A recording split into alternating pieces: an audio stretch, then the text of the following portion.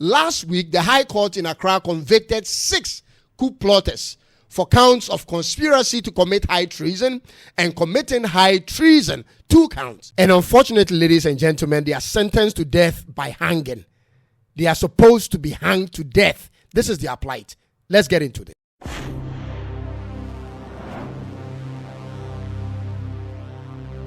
You are so welcome back to my channel, ladies and gentlemen. I'm Cyrus, and this is Toontum Network in Accra, Ghana. Be generous to subscribe, like, share, leave a comment when you find my content interesting. In today's episode, I'm going to share with you a story that broke out last week in Ghana about a few security officers and civilians who plan to undertake a coup in Ghana to overthrow our current president, who were caught and brought before the courts. By the way, I voted for this president twice, and I'll be honest with you, that's the worst mistake I've made with my thumb so far. But I'll put aside my opinion for now and do this. Let me give you a little bit of background to what has transpired in Ghana's politics over the last 43 years. So I was born after the last coup took place in Ghana in 1981, when Jerry John Rawlings, a flight lieutenant of the Ghana Air Force at the time, took back power from a democratically elected president, Hilary Liman, in his second year in office.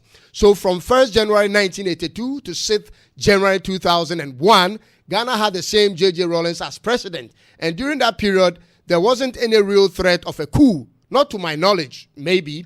Or perhaps I'm just being naive. Now, from 1982 until now, Ghana has been crawling on its belly to the line of development, while we've seen some of our peers take effective actions that has developed their countries. So when I hear stories surrounding coups, I know it's an undesirable situation for any country. When I read about the number of people who were killed and the kind of businesses that collapsed and never resurrected, I just know it's not an ideal situation for any country or any group of people. Because when the military takes over, immediately parliament is dissolved, judges are attacked, and there is fear in the country. The airports are shut down, including the borders, and businesses closed down as well. Many times people use it as a platform of vengeance to attack their enemies and take people's properties with no respect for accountability. And it ends up with suspecting people fleeing the country for their lives. So the last thing Ghana or any country for that matter needs is a coup. We are way mature than that. Ghana since then has become a beacon of hope in the sub-region, and it should remain this way. However, last week the High Court in Accra convicted 6 coup plotters for counts of conspiracy to commit high treason and committing high treason, 2 counts. The 6 who were convicted for plotting this coup have been sentenced to death by hanging. The 6 persons, including 3 soldiers, are Warrant Officer 2 Esther San Dekuwine, Lance Corporal Ali Solomon, and Corporal Sylvester Akampion.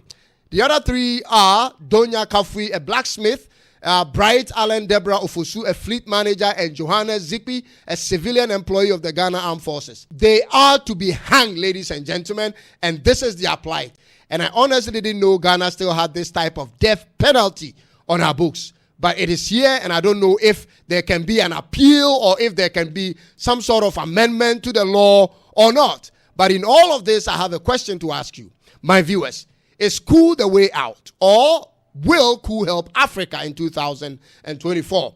Now, you know how sensitive this topic is, so I plead and suggest with you that your response in the comments be kept extremely civil and decent. You will never know who is watching or reading the comments, and I don't want you to put yourself in any harm's way because of my podcast. So I'm literally begging you and pleading with you to be mindful of your comments. And thank you for that. So is coup a desirable alternative, ladies and gentlemen? This is Africa, and we all know how hard it is in some places and how extremely hard it is in other places. While a select few may be enjoying, it is wrong, it is unjust and painful. It is unacceptable to have politicians take over a country and abuse everything, including its people. Some treat the presidency as a family inheritance and will do anything to stay on until they die. This too must change in Africa. They come in promising all manner of things, only to realize it was all talk and no action towards the development that the people asked for. People are so fed up, and some will do anything to get a visa to Canada or USA if they could. But does that make coup the best option? My honest answer is no. I don't think coups are the way forward in Africa in this era. And so I have an alternative to coups and want to share that with you. Tell me what you think. I think it's about time our constitutions drew up a process towards a referendum. I mean, there should be a practical roadmap for people or groups of people to request for a referendum when the people don't want the leadership they have.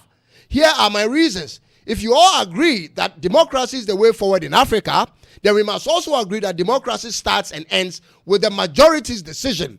Now, majority means not everyone will be happy with the president or an elected person's position, but the vast majority do. But if at any point the majority of the electors decide to remove the person they elected constitutionally before their end of office, then there should be a roadmap laid down to commence that eviction process. 3 important questions you may ask are, what if the referendum process is rigged? Or what if it's blocked? And what if the person will still not vacate his position after getting more no's in the referendum? In my opinion, this is why it's important for Africa to be united, to have a strong enough body that can intervene in such situations. And I can even hear someone say, but Cyrus, you don't really understand the challenges. How about the sitting president has the leadership of the military in his pocket and the judiciary in his back pocket and the media in his side pocket, and won't allow any of such action to start in the first place? What do you do? What other alternatives do you have? Well, I don't know. But what I know is this. Coup is the crudest medium of seizing power. And that door, when open, can lead to a cycle of periodic plowing by all manner of people who may feel disgruntled at any point in time.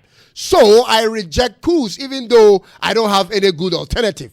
In the case of Ghana's last coup, however, there were international bodies that helped the people of Ghana in forcing the hands of the late president to embrace a constitutional rule in 1992. Until today, I think it was the right decision he made. This conversation must continue until we have a solution to it. Thank you so much for taking time to watch today's episode. Please remember to subscribe, like, share, leave a comment to support this channel. Until I come your way again, God bless you, and it's bye-bye for now.